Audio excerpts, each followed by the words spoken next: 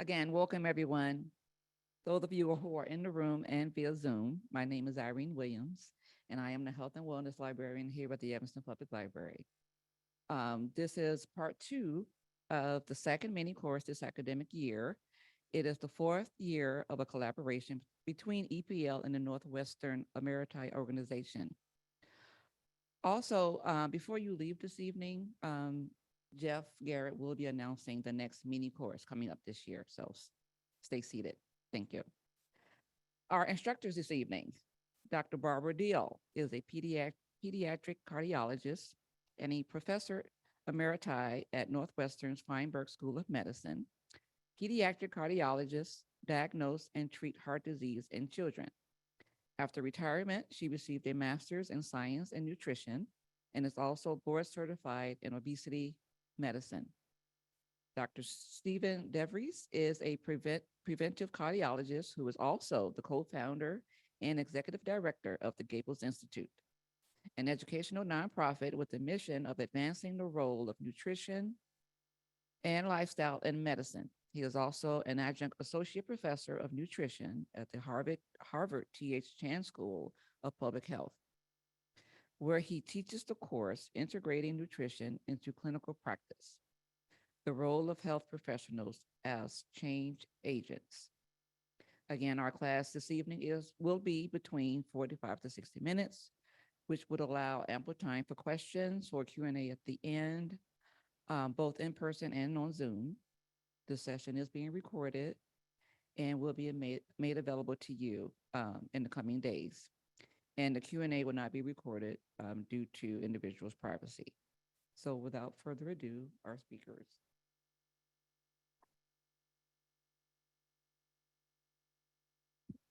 Thank you, Irene, Gina, Jeff. Especially thank you to all of you who came out tonight, given the less than ideal but more typical Chicago weather. In addition to the announcement at the end, there's going to be a quiz. And it will be hinted at rather profusely during my talk. So I wish I could say you would win a bottle of Bordeaux if you got it right, but there will be a quiz. And I want to know how many of you ate a piece of fruit last week, at least several days of the week. Wow. I even ate fish, which is really remarkable for me. So today we're talking a little bit more specific. Last week we talked a lot about the growth of obesity. I have no disclosures, but as we know, I am a pediatric cardiologist, so I am quite biased towards the care of children, and they're often overlooked in this topic. As we discussed last week, the root cause of non-communicable diseases, that cumbersome term for cardiovascular disease and non-infectious diseases, is an unhealthy diet. Sugar-sweetened beverages and ultra-processed food substitutes, they're not foods, are leading contributors to both obesity and cardiovascular disease. Poverty and obesity are inextricably linked. The cost of obesity is staggering. Ending hunger will be cheaper than paying for obesity-related cardiovascular disease. So these are the topics I hope to cover with you and to make fairly clear to you. And there are 4 periods in the lifespan where obesity is likely to develop. And you see that they are,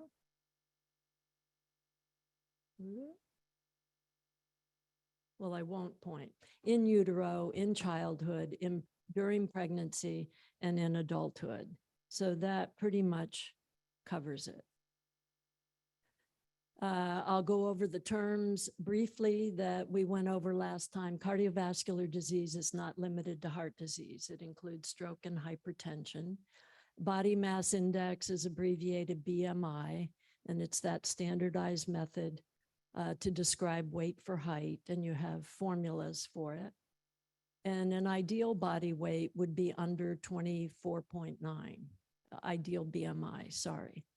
Overweight would be 25 to just under 30, obese, a BMI greater than 30, or a childhood, a weight greater than the 95th percentile for age and gender, and severe obesity, which unfortunately is also on the rise in the United States, would be a BMI greater than 40. Another abbreviation that you'll see me use is SSB, which stands for sugar sweetened beverages, beverages that have sugar added to them during the production. We talked about how obesity is a growing problem, beginning in the first 2 years of life, with 13% being obese and an equal number overweight. And right now the country stands at 42% of adults are obese. That's the BMI over 30.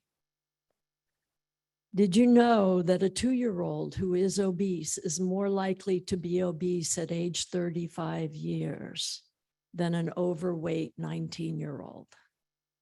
I find that horrifying personally.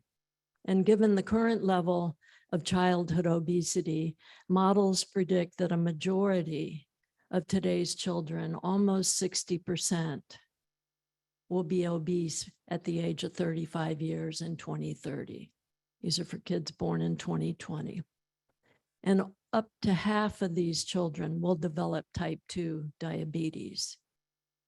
So besides the healthcare implications of that, think of the cost of caring for this.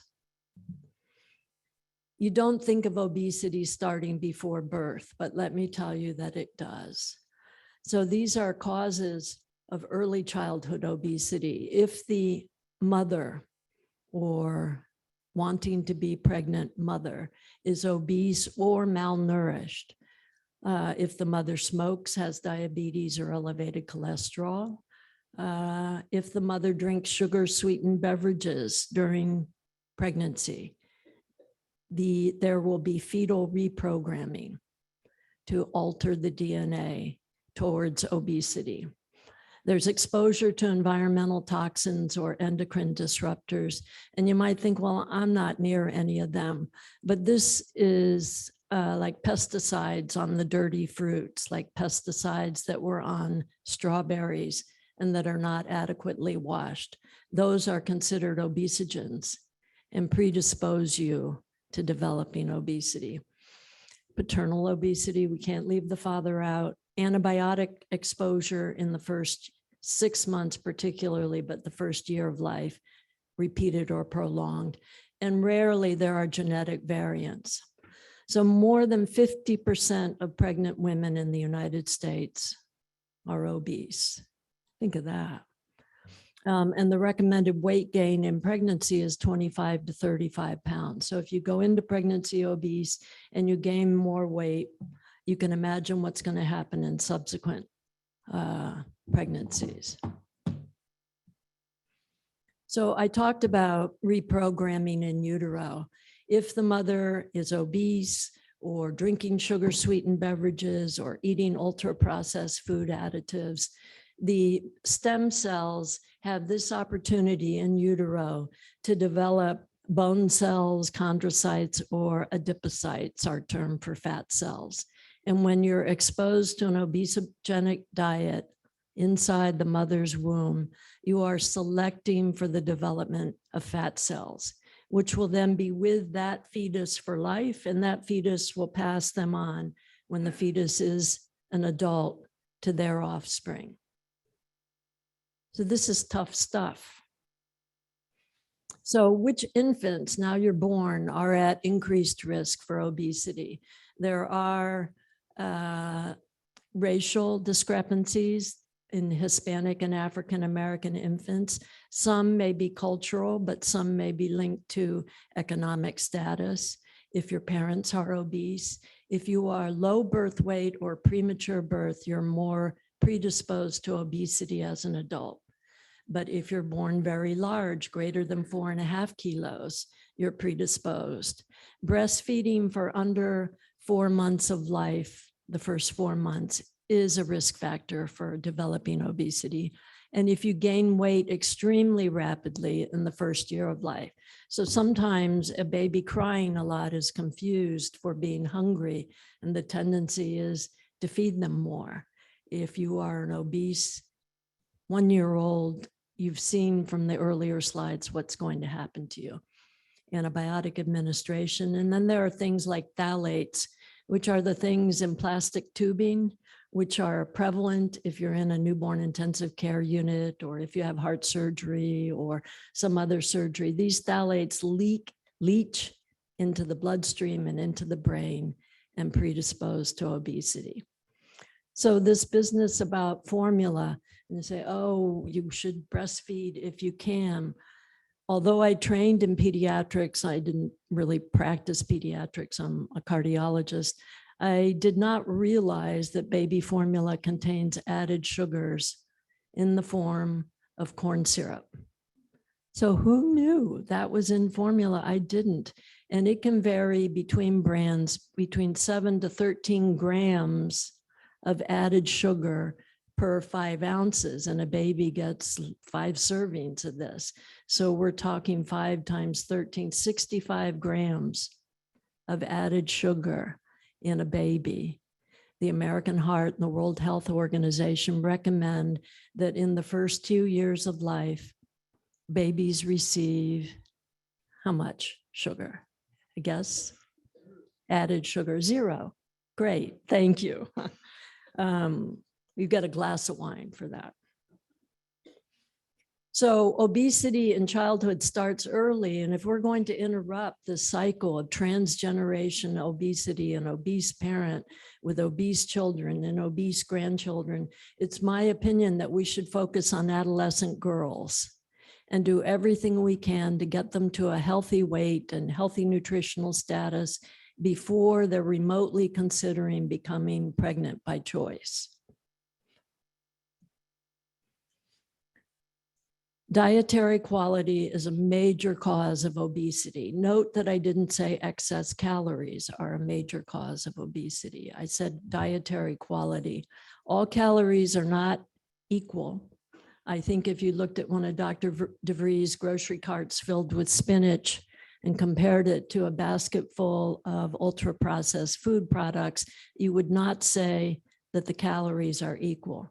What I'm going to focus on today are added sugars and liquid beverages, hint, hint for the quiz, and ultra-processed food substitutes.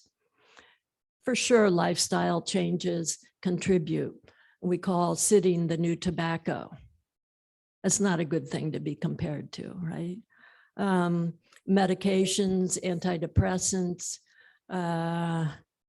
among them, can contribute to obesity. I talked about environmental exposures, pesticides, chemicals, psychological factors. It turns out that if you were a childhood that's been exposed to what we call adverse childhood experiences, violence in the family, food insecurity, a traumatic event, I should list school shootings that would qualify as an adverse childhood experience, are more likely to become obese.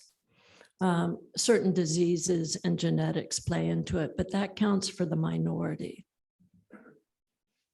So we all focused on low fat in this country and around the world beginning in the 1970s. And that was based on a very famous study, the seven countries study by Ansel Keys. And it correlated dietary quality with cardiovascular disease. And Dr. DeVries can speak in detail, should you so desire, about these things. But it led to a reconfiguring of American dietary guidelines. And it led to recommending reducing fat intake, which if you reduced margarine and certain fatty meats would be a good recommendation. But the problem is that the food industry replaced fats with other substances to make food taste good, which were sugar and salt. So we increase refined carbohydrates and salt, and those have certain addicting qualities. So ultra-processed foods are addictive, toxic, and ready for regulation is the opinion of this professor at UCSF, and I love whatever he writes, and he writes frequently in the New York Times or popular magazines, as well as the medical literature. And to be addictive, you have to have a compulsion to eat it. You feel irritable when you don't have it. You continue to do it even when you know it's bad for you. So certain ingredients have addicting properties: sugar, fat, and salt. These ultra-processed foods, which are defined as industrial formulations, it doesn't sound like food, does it? Typically with 5 or more ingredients. In the American diet, adult diet, it provides 62% of our calories. Probably not for everyone in this room, but that is a nationwide statistic. And it drives cardiovascular disease development. Corn subsidies to produce high fructose corn syrup coincide with the rise in obesity. And so if you look back in 1970 and 1975, there was very little obesity in this country. And then Richard Nixon needed to be reelected, and he needed to carry the Midwestern states. And he had an agriculture secretary. Some of you will remember the name Earl Butz. What a great name, right? And they came up with the corn subsidies, and when we began producing high fructose corn syrup, and coincidentally with that, you see the rise. You see the rise in obesity. And as you heard, high fructose corn syrup is meant to be 55% fructose, 45% glucose, but these chemists that study sodas have found 62% fructose in sodas. And so that begins to be more than 50% more than glucose. And this perturbs the body. Fructose goes right to the liver and produces fat. So the idea currently is to shift away from thinking of nutrients, not high fat, high carb, low fat, ketogenic. Which part of your diet are you focusing on? Are you a keto person? Are you a this person? I heard that diet's better than this one. What do you think? And to begin focusing on eating food. And it's the types of food consumed and the overall dietary pattern, which are far more important for reducing cardiovascular disease risk than focusing on the nutrients of how much fat or carbs are in your daily intake. So as Dr. DeVries will hammer into your head, choose whole foods, or entice you with these beautiful meals. Choose whole foods, which don't come with food labels: fruits, vegetables, whole grains, nuts, fish, and avoid.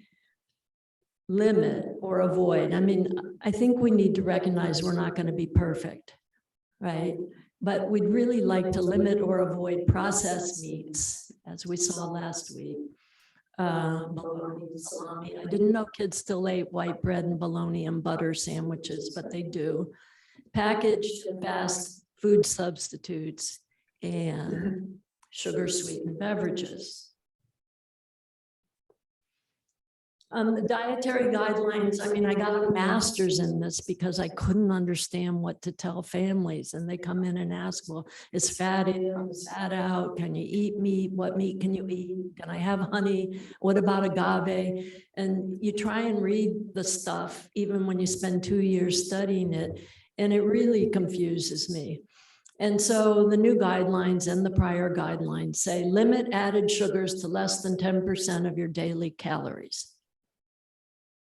So that requires that you know the number of calories you should eat in a day and the number of calories your 2-year-old, your 4-year-old, your 8-year-old, your 10-year-old, your 15-year-old, your athlete, and your husband or your partner should eat. And then calculate 10% of that number. Then know the number of calories in a teaspoon of sugar and figure out how many teaspoons equals the proper amount of calories to be less than 10%, and translate grams of sugar on a label, because they don't say teaspoons, into teaspoons, and back and forth. And it's like, who is going to do that? Who going to the grocery stores, filling up their grocery cart and saying, I need to be under 10% of my daily caloric intake, or 20 to 30, 25 to 30%, or 20 to 35% of my daily intake should be fat. We don't know. And so why make it this complicated? So in this conversion to do everything low fat, it's skim milk and 1% milk, and even my own family members buy skim milk. And it's not, whole milk is not bad. Okay, and to make skim milk and 1% milk palatable in our school lunches, what do you think they add? Chocolate or strawberry. And that's not something that grew. It's corn syrup that they're putting in the chocolate milk. So you took some fat and a few calories out, and you added sugar. And guess what? When you drink low fat milk, you don't get the satiety that you get from drinking whole milk. And so in huge studies, children who drink whole milk and adults who drink whole milk are less likely to become obese. So if I can't convince you with the science in the carton, at least decide which, if you want to watch your weight, which are you going to do? I can hear my children rolling their eyes at me with this one. The leading sources of dietary sugars in children are beverages, account for almost half. And look how many grams of sugar are in these. A 16-ounce soda is not considered such a big soda anymore. And what does it say? 49 grams of sugar. Snacks and sweets are percentage, grains, mixed dishes, and dairy. But a lot of this sugar is hidden, like sugar in Enfamil, sugar in cereals. The average daily sugar intake among American children is 26 teaspoons. So think of fixing a glass or iced tea for the day and putting 26 teaspoons of sugar in there. 63% of adolescents consume more than one soda a day, and it probably isn't an 8-ounce serving. And 10 to 12% in Illinois consume at least 3 of these sodas per day. Many sugars are greater than 50, many cereals are greater than 50% sugar by volume. Think of that. Who wants 50% sugar in a bowl for their 4-year-old? There are anything that says honey or golden or these adjectives mean more and more and more sugar. So if you look at Lucky Charms, that's 15 grams of sugar. That's more than 2 Oreos. And look at that 16-ounce soda. So a child eating 1 serving per day of a children's cereal containing the average amount of sugar, just on the basis of that daily cereal, would consume nearly 1,000 teaspoons of sugar in a year.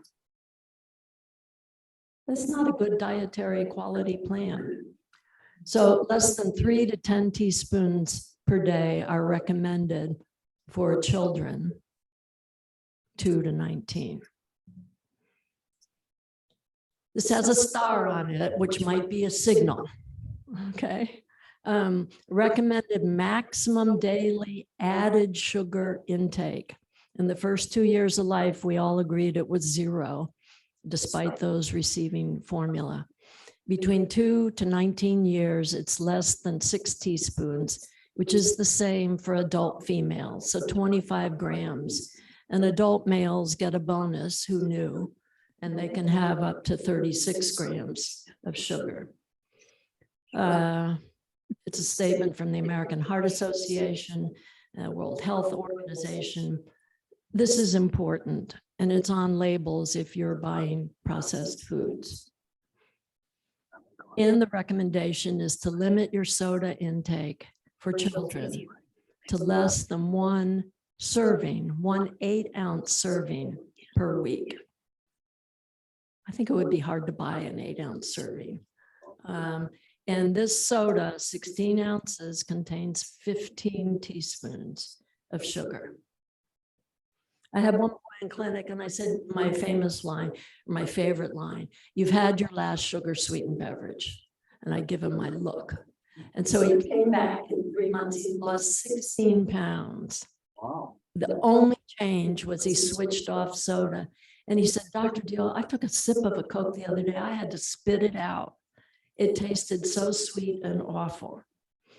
So let's look at the cost of a healthy diet. And this is the energy cost of different foods. Oh, didn't want to do that. And you can see that sugar, margarine, white bread, corn tortillas, white rice are way down on energy density and way down on cost. But as you get into the fish, broccoli, and lettuce and raspberries, dietary costs go up. Dietary costs for healthy food have gone up 2.5 times the price of processed food every year for the last 20 years compared to them. We looked at some of these obesity maps in the United States, and the darker colors are where you don't want to be. Green is good, and as you know, there aren't too many green states anymore on this map. Does anyone know the federal poverty level for a family of 5? Take a guess. What? $35,000, yes. And so to be eligible for $35,000 to live for a family of 5. And to be eligible for supplemental food program, you can be at 130% of the federal poverty level. So essentially 51%, 51,000, sorry. So what used to be called food stamps is now called SNAP, the Supplemental Nutrition Assistance Program. And it feeds 42 million people in this country, 1 in 7 Americans. And not all families that could be getting support get it. And I forgot the percentage, but it's not high of people that do. It costs us about $70 billion per year. You have to be at or below 130% of the federal poverty level. For a family of 4, the federal poverty level is 25,000. So 130% would be, you have to be under $32,630 for a family of 4. If you make $32,700, you're no longer eligible and you're removed. The average monthly benefit for a family of 4 is $465. And do you know what you can buy with the Supplemental Nutrition Assistance Program? Sodas, my favorite thing, right?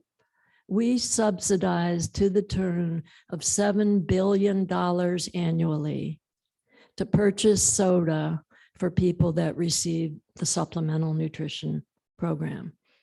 And if you say why, it's like, well, we can't be a nanny state or some other reason that makes no sense, but really it has to do with the food and beverage industry lobbying to include soda as a food. So how can you be starving and obese?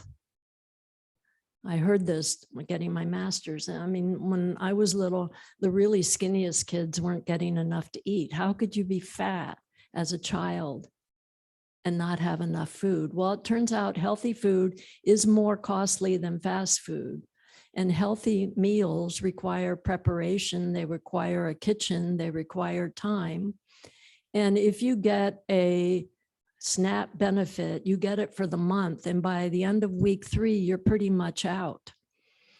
And so if you're stretching your dollars to feed your family, you're going to buy cheaper food. And it's very hard as a parent to hear a kid cry out of hunger. And so you want to give them food that's high in fat so that they will have satiety, macaroni and cheese, so that they won't cry out of hunger. The average food cost in the United States, which I'm sure we're over it, is $342 per person to feed you. The SNAP benefit for a family of 3 is $740. That math or arithmetic doesn't quite cut it, does it? So you can see that if you're getting the SNAP benefit, you're not going to make it the whole month. You're going to have crying kids and you're going to be feeding them a happy meal. So food insecurity was another term I wasn't familiar with when I went back for nutrition school. And food insecurity means a lack of consistent access to enough food for an active, healthy life. And that translates into not knowing where or when you're going to get your next meal. Now, as an adult, that would be rather upsetting.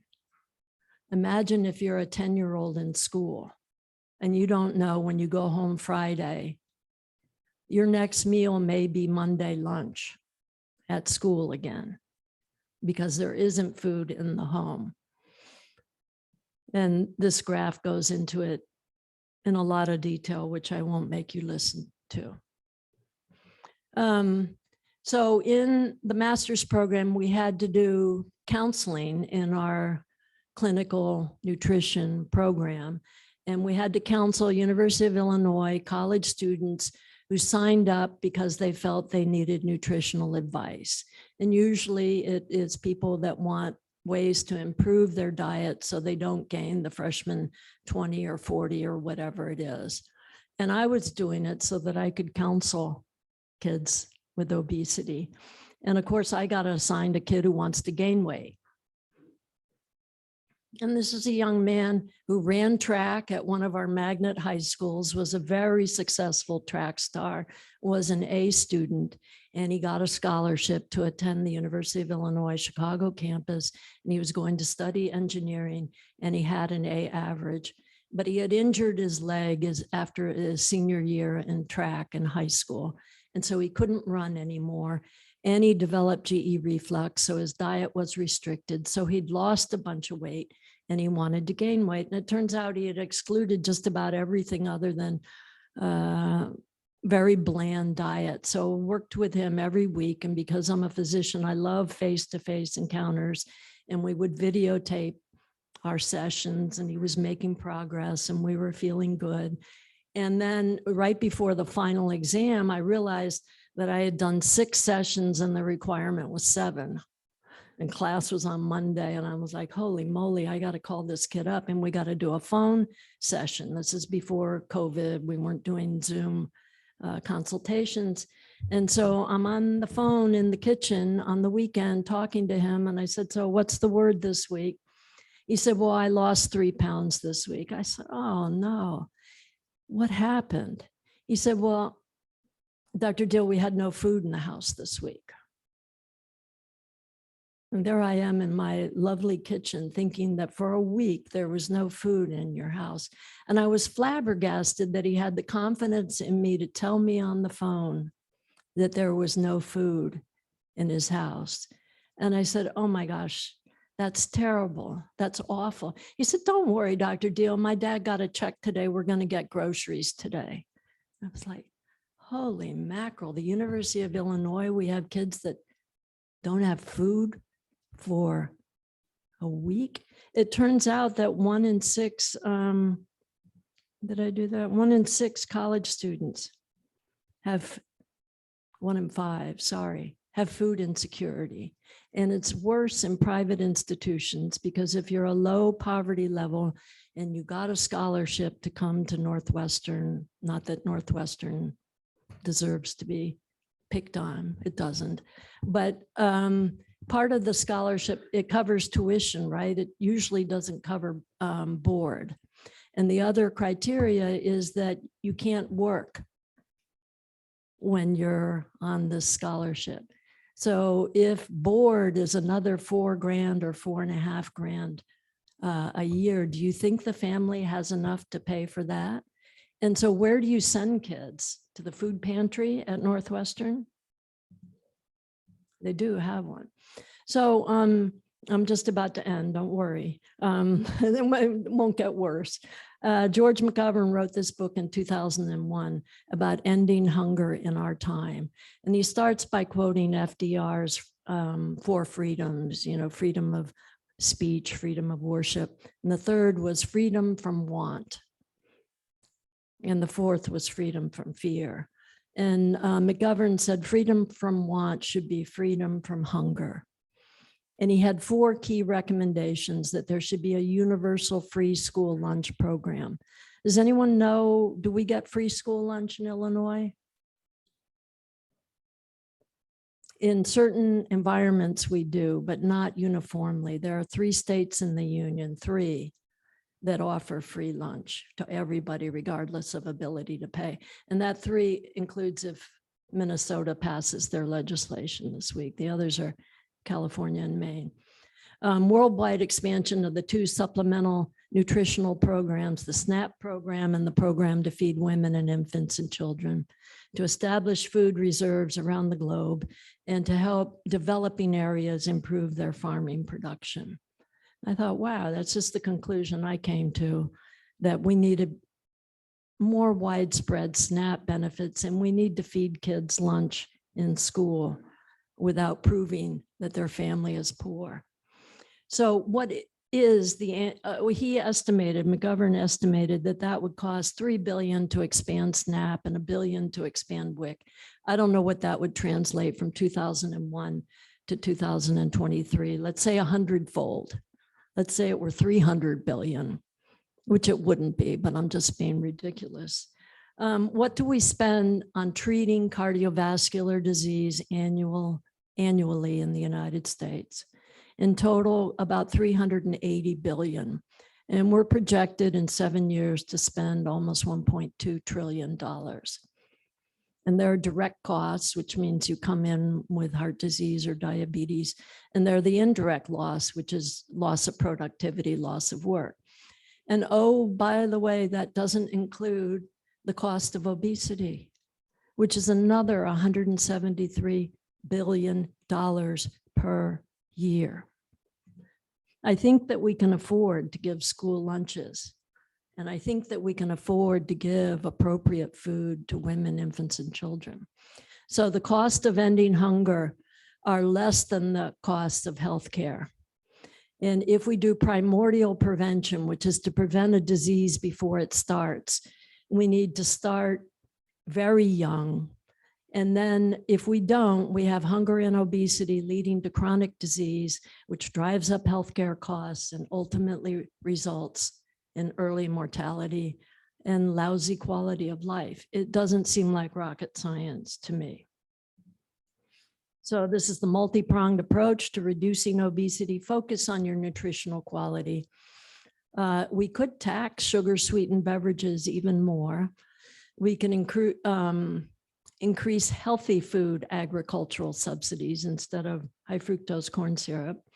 We could make changes to the SNAP program, and we could get nutrition education for those providing care.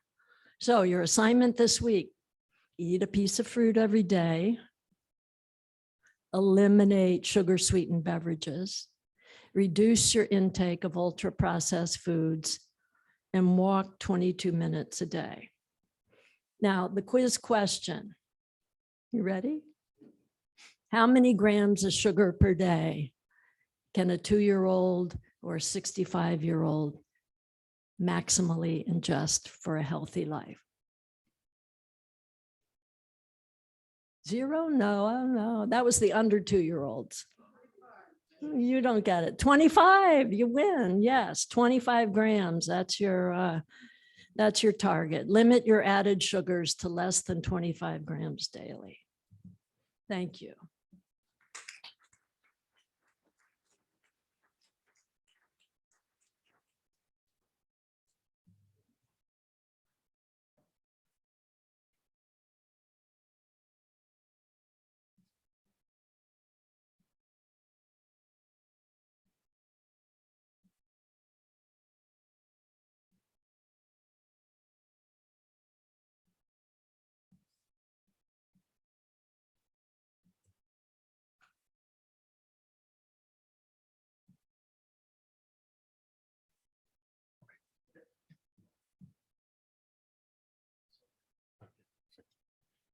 Hello, good evening. Good evening. So great to be with all of you. Thank you all for coming out. And for those of you on Zoom, thank you for being there. And just to say, it's a real pleasure to share this program with Dr. Deal. It's probably not very intuitive for you to think about a pediatric cardiologist and an adult cardiologist. Normally, when you conjure up images of these cardiologists, you think about procedures and sick people and lying on a table and having things done to you, perhaps. But really, I think this is a vision of what I think the future needs to be, to have pediatric cardiologists like Dr. Deal talk about how to prevent the kinds of issues that children have now. She explained last week about the person who may be doing fine from their shunt repair that they had a few years ago, but yet we're kind of missing the big picture when they're markedly overweight and not paying attention to it. And in the adult world, the problems just continue and build.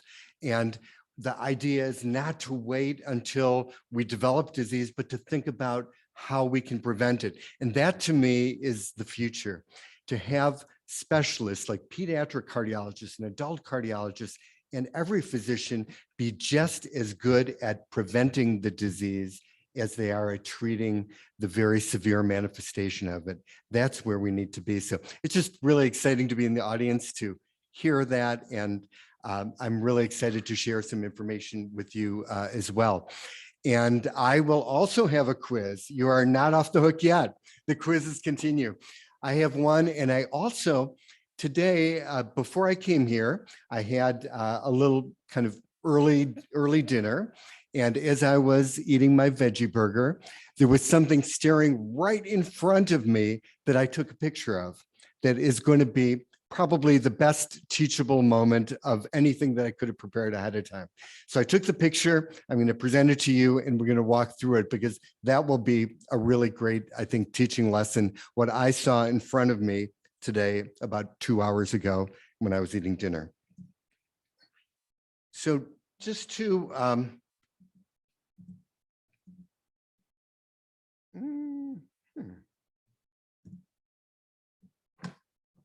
great. To really drive home the idea that all of you have much more control over your health than you think. You know, obviously, what we do as physicians really matters a lot. We can prescribe things that are really critical for lowering your cholesterol and your blood pressure, but you have much more control than generally is ascribed from the healthcare community. And that's, I think, the goal, to take back the power that you have in conjunction with your health professional who can do other things.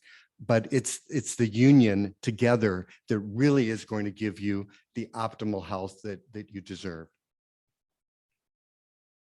So let's talk first about sugar in a different way. And I know sugar is the theme today, and sometimes sweet is not so good. And we're going to talk about sweet in terms of diabetes and prediabetes. And it's a statistic that might surprise you, but did you ever realize that over 50% of US adults have either prediabetes or full diagnosed diabetes? Over 50%. That means on average, half the people on Zoom and in this room have one of those. Now, prediabetes is defined as having glucose levels that are above the normal range, but not quite yet in the range of diabetes. So they're kind of in a gray zone. That's prediabetes. And then full diabetes is about 14% of US adults have full diabetes. Okay, so let's talk a little bit about how carbs influence blood sugar. And here's going to be the first quiz coming up in just a couple minutes, so stay tuned. The question is, you know, you've heard about, as Dr. Deal mentioned, you've heard about glucose and carbs, and should you be on a low carb diet or a regular carb diet, or which carbs are good, or carbs bad? Should you get rid of all the carbs in your diet? Well, the idea is for carbs or fat or really any of the macronutrients, there is not whether one is good or bad, but there are different types. And food exists as a combination of a whole plethora of nutrients. So you have to really look at the food package, not just the nutrients. But let's take a look further and dig down into classifying foods according to one aspect of their carbs. And the aspect that we're going to feature is glycemic load. Have you ever heard the term glycemic index or glycemic load? Okay, a few of you have. That's wonderful. So glycemic load, for those who haven't, refers to the amount of bump in blood sugar that will happen when you eat a certain amount of a certain type of food. Okay, so the glycemic load of a food is linked to the amount of that food and the type of that food that it is. Okay, so that's first fact. Now we're gonna go through the numerical value of glycemic loads, and then you're gonna come into play. Okay, so here are a few numbers, and I'm gonna ask you to remember. Okay, glycemic load of 10 or less, that means that that amount of that food won't raise your blood sugar very much. And we call that a low glycemic load. The number assigned to it is 10 or under. Okay, medium, intermediate is between 11 and 19, and 20 or more is referred to as a high glycemic load. So that number will be ascribed to the type and amount of food that will raise your blood sugar quite a bit. Okay, so 10 or under low, 20 or over high. Got it? Okay, here's the quiz. The donut. High. Yeah, look at it. It's dripping, right? Frosting. Is it making anyone hungry? Yeah, a few people? Good. Okay, so it's got that crusty sugar. Nothing could be sweeter, right? So any idea? Glycemic load, you said high. Pick a number. What do you think? Remember, under 10 is low, 20 or over is high. What do you think? 60, 40, 80? Going, gone. It's an auction. Okay, well, it is going to go for a lower price than you thought. 14. Whoa. I am your kind of cardiologist, right? Not so bad. So the take-home message is eat more donuts, right? Thank you very much. No, that is not the take-home message. That is right. It's the medium size. Actually, it's the Dunkin' Donut, right? It's about 1 inch. No, it's the medium sized donut that you would normally get at a popular donut chain. Okay, now, if you eat a donut, you know that you're not eating a health food, right? You know you're eating something that, you know, maybe you like donuts, but you know it's not going to be a healthy food for you. So maybe for breakfast, what might you eat in place of a donut that you might have had that also is kind of round? It's kind of a breakfasty type food for some people. A bagel, right? A bagel. So you got the bagel here, and what do you think the glycemic load of a bagel might be? 60, 20. Uh-oh, are you detecting a setup perhaps? What do you think? Look, there's sesame seeds on that bagel. That's really a healthy bagel. Well, the glycemic load of the regular size bagel, same size as the donut, is 33. Whoa, what is going on there? What is going on? Well, the question is, what is going on and why am I sharing this with you? Those are the two questions you should be asking. So what is going on? Well, what is a bagel made of? It's made of flour, and when it's put together with water, it forms starch. And what is starch? Starch is really sugar molecules in just a different arrangement than the sugar molecules are in the glaze of the glazed donut, the sucrose. So when you digest that starch in your body, guess what it's broken down into? Plain old glucose, same thing as the sugar in the donut. So you might say, okay, I get it. The bagel's not sweet. It's made of starch. It's broken down into glucose. That's why it raises your sugar level. But now the question is, why does it raise it more, much more than the glazed donut? That's my question. It's so dense, right? What weighs more, a glazed donut, if you put in your hand, or think of a medium-sized bagel? The bagel, a lot more, right? So there's more grams of carb in the bagel. So that is why the bagel has a much higher glycemic load than the donut. So the next question is, why do I bother? Why am I going over? Why am I harassing you with this question in this quiz. Well, the reason I'm doing it is that it's not at all obvious. And I can tell you in practice, I've had hundreds of patients, some of them treated by endocrinologists for diabetes, who did not know that starches will raise your blood sugar quite a bit. Some people figured it out the hard way by doing their measurements and determining it, but it's obvious. If you eat a cookie or a brownie or a donut, it's obvious that that's going to raise your blood sugar. You don't need any medical person or health professional to tell you that. But the starchy foods, not so obvious. So let's talk about a couple of more. What about the white potato? Now, potato is a vegetable. We're supposed to eat more vegetables, right? Well, it's true. But the white potato, the baked potato, has a very high glycemic load, 29.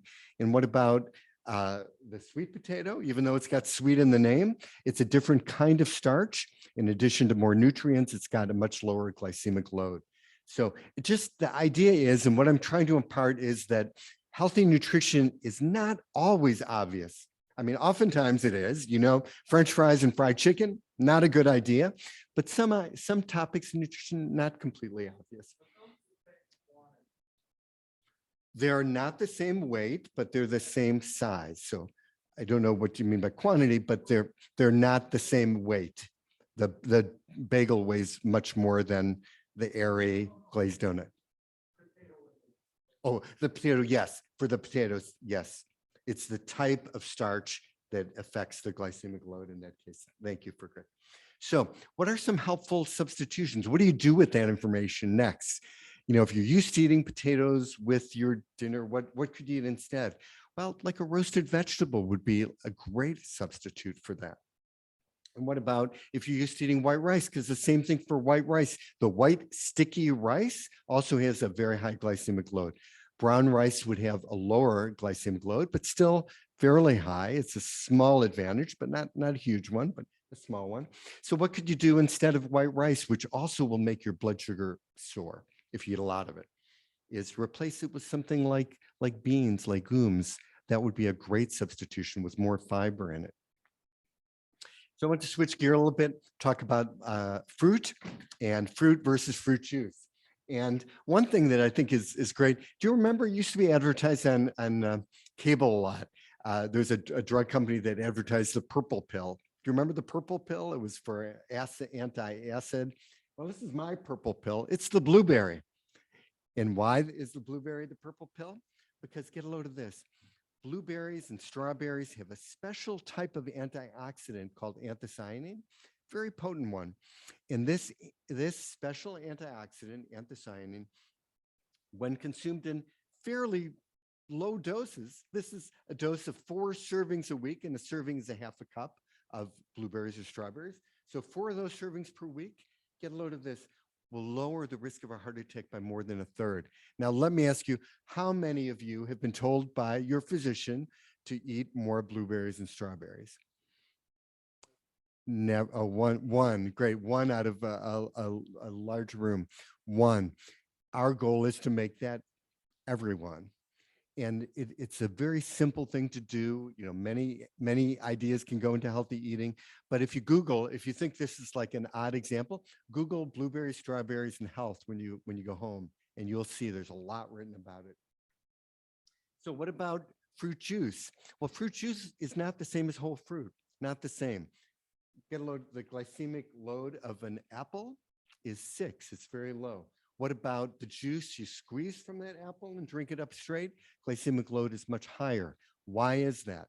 Because we spoke last week, the apple also has fiber in it, which delays and reduces the absorption of sugar. And the juice, if you don't put the pulp in it, if you extract the pulp and just drink the juice, has no fiber, and therefore all of the sugar in it just gets completely absorbed. So juice is not a substitute for whole fruit.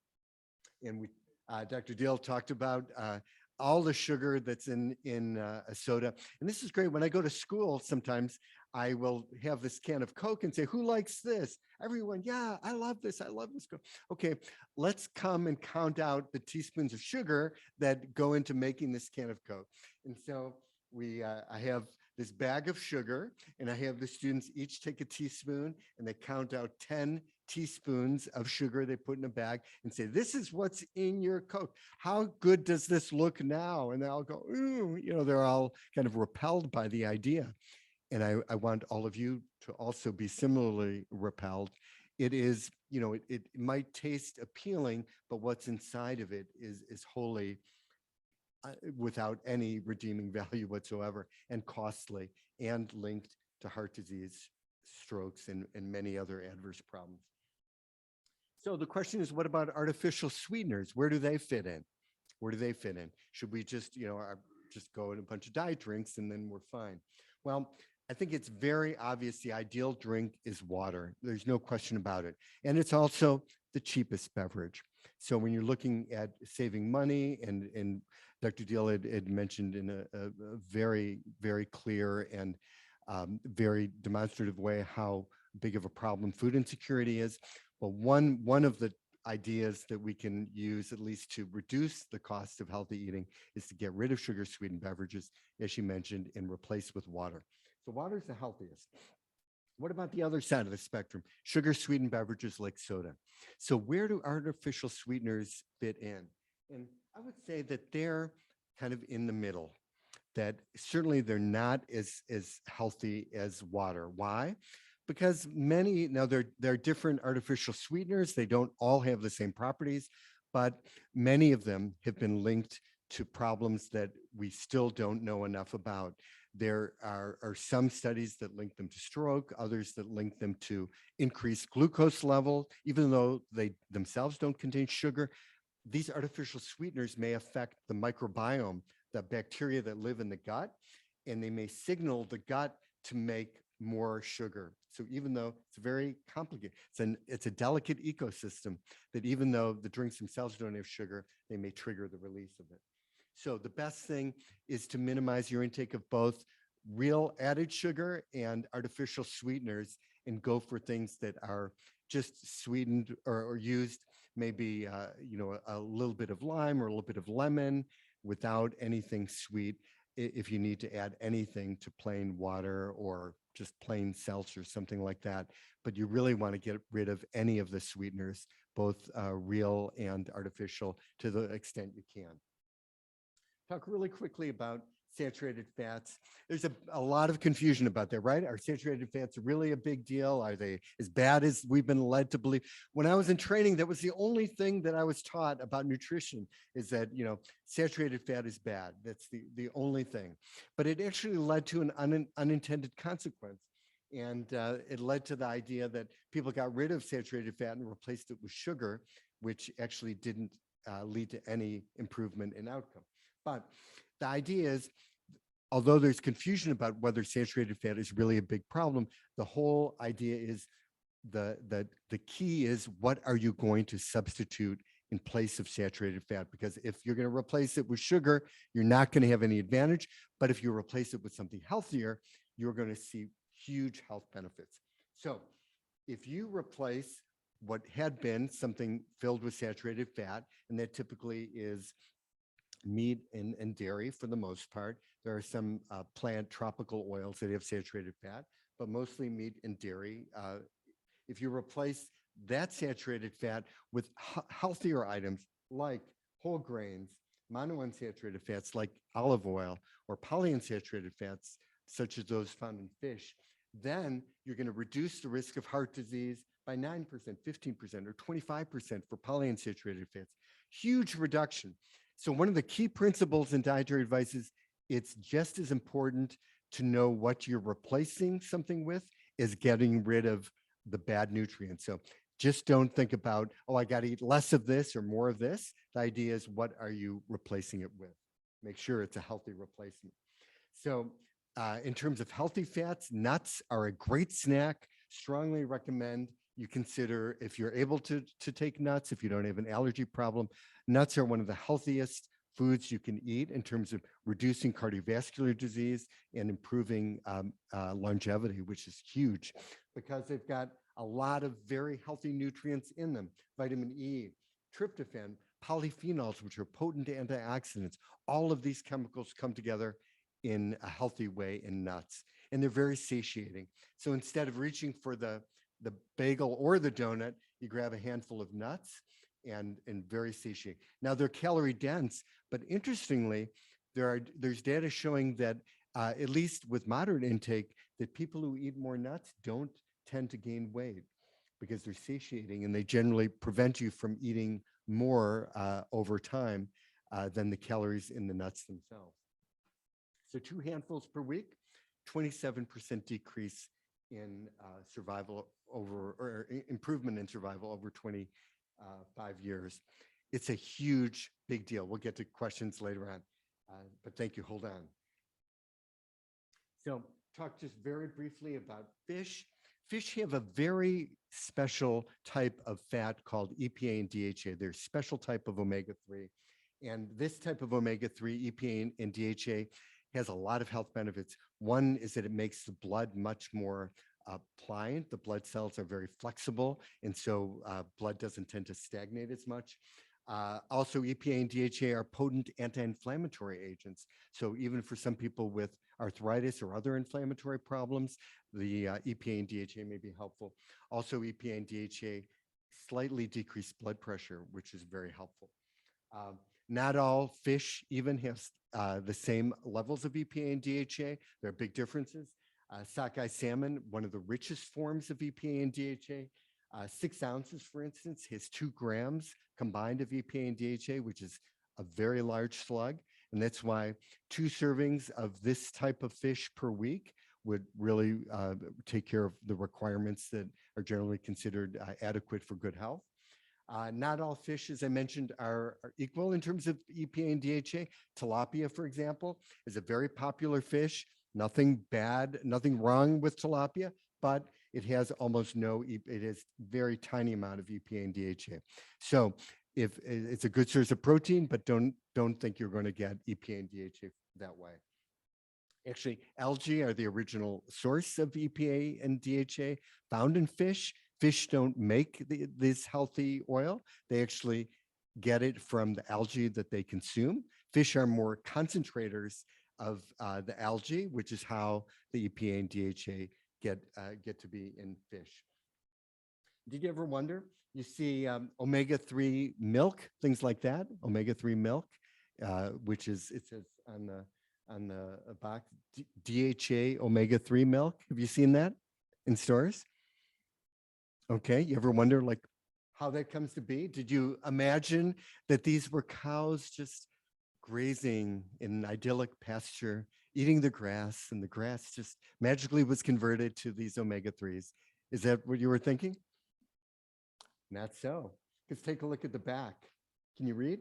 It says DHA algal oil. What they do is just inject oil, DHA made from algae, into the milk. It has nothing to do with what the cows are eating or fed on. Nothing wrong with that, but it's just that's how the DHA comes to be from the algae. Okay, now we're going to get to 2 hours ago for me, my kitchen table awareness that I'd like to share with you. This is kind of your end of session quiz. Okay, take a look at this. Does anything come to mind? This was the label of the ketchup that I was putting on my veggie burger. So take a look. It says no high fructose corn syrup. Like, isn't it amazing? They didn't add high fructose corn syrup to my ketchup. I should be so appreciative of their kindness and generosity in not adding that. So you might think, well, okay, well, that's a good thing. I don't want that. So I'm glad they didn't add high fructose corn. So that, that must be good in terms of the lack of sugar. That's a good thing, right? Take a look down below. It says ketchup. It says there's no cholesterol. No cholesterol in this ketchup. Cholesterol free. Isn't that great? I mean, you don't want cholesterol in your ketchup, do you? Right. Thank you. The question is, why would it have cholesterol? And do you know what kind of products have cholesterol? Only animal products. There is no cholesterol in a product that does not come from an animal. There is zero. So I don't know, unless they like, squeezed a meatball in this ketchup, there's no way it could have. So one point is, do not buy peanut butter that says no cholesterol in it and think that it's like extra good peanut butter, because it shouldn't have any. Ketchup shouldn't have any either. And it's just a fat-free food, isn't that? I mean, why should there be fat in ketchup too? I mean, really. But let's take a look. I want to get back to the first part. No high fructose corn syrup. Like that's a pretty healthy thing, right? It's really a trick. Let's take a look. The second ingredient in this thing is sugar. Now, it's not high fructose sugar. So you see, these people are very smart. And that's the thing. You need to be smarter than they are. They know the front of the label. People know that high fructose corn syrup is a bad thing. So if they say there's none of it, you think that's a good thing. And, it's kind of like, it's partially a good thing unless you know the whole story. It's like the truth and then the whole truth. Well, the whole truth is they didn't add high fructose. They just went ahead and added regular old sugar, and it's the second ingredient. So there's a lot of it. So really, the take-home message is, don't look at the front of the label. These are very clever people who know a lot about nutrition, but your goal is you need to know even more. You need to know more because they want to fool you, and don't be fooled. So this is a good thing. The best idea of all is to eat foods that don't have any labels at all, like fruit and vegetables and nuts and whole grains that come in bulk. And this is what the last thing I want to leave you with is, and this is really what I hope for you, every one of you, is that you demand more from your healthcare professional than generally people are getting. And, if they need to prescribe a medicine, that's fine. You might need that medicine. It might be critical for your health. And certainly if it's prescribed, then you should take it. But also make sure that there's more to what's prescribed for you than just the pill. You need to make sure that part of your prescription is diet and lifestyle. Really insist that that is part. If your healthcare provider can't do it, then it's important for you to someone who can. So with that, I would like to invite you to come to our nonprofit site, learnhealthyfood.org. There's a wealth of free nutrition information in English and Spanish. And I hope that you, in the future, will live healthfully and outsmart those marketers who are trying to do one over you. Thank you so much for your time and attention.